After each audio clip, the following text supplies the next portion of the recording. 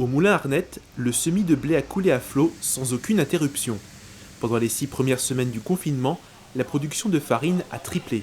C'est du côté de l'Allemagne où les premières commandes ont commencé à affluer. Avec la fermeture des frontières, le stock de farine dans les grandes surfaces françaises se sont vidés. Ils se sont donc tournés vers les petits moulins comme celui de la famille Arnette. 12 heures de travail pour sortir 5 tonnes de farine avec 2 livraisons par jour, c'était le quotidien d'André. Aujourd'hui, il continue d'être sollicité de partout, mais il peut lever un peu le pied.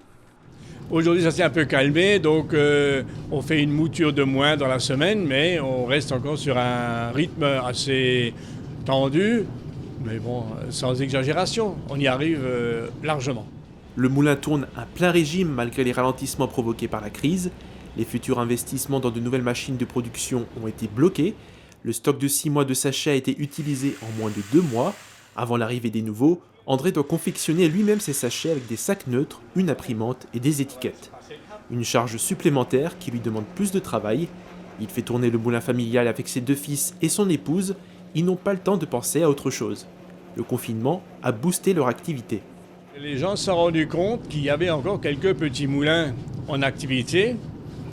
Et comme ils n'avaient plus de farine des industriels, eh bien, les commerces et les privés sont rabattus sur les petits moulins. Donc en fin de compte, on a eu un peu un coup de fierté en se disant, ben voilà, nous sommes indispensables. Les palettes de farine sortent en masse, ils partent en direction de la Sarre, de la Moselle et en Alsace pour être livrés dans les petits commerces et les supermarchés. Le travail continue de se faire dans la bonne humeur. André et sa famille restent sereins pour la suite des événements.